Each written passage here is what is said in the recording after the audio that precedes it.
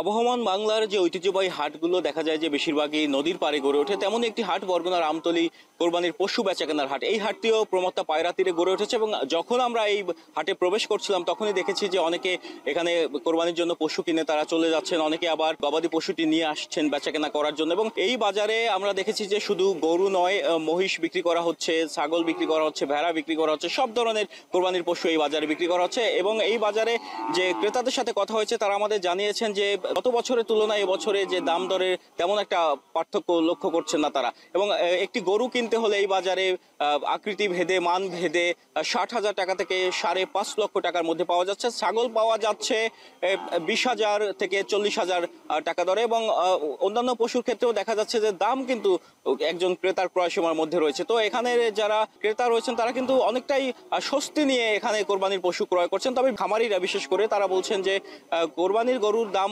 কম থাকায় তাদের কিন্তু কিছুটা লোকসানে পড়তে হতে পারে বলে আমাদের জানিয়েছেন। এদিকে প্রশাসনের তরফ থেকে সব ধরনের নিরাপত্তার বিষয়ে সব ধরনের প্রস্তুতি রাখা হয়েছে। বিশেষ করে এই সময় কোরবানি উপলক্ষে জাল টাকা চক্রের এক উদ্ভব ঘটে এসব বাজার ঘিরে, এবং সেই চক্রটি যাতে তারা সাধারণ মানুষকে প্রতারিত না করতে পারে সেজন্য কারণে কিন্তু এখানে জাল টাকা শনাক্তকরণ মেশিন স্থাপন করা হয়েছে, পুলিশের নজরদারি বাড়ানো হয়েছে। সেই সাথে যে যারা প্রশাসনিক কর্মকর্তা রয়েছেন তারাও কিন্তু তদারকি করছেন বাজারটিকে। তো এই ছিল বরগুনার গরুর হাট থেকে আমার কাছে সবশেষ তথ্য।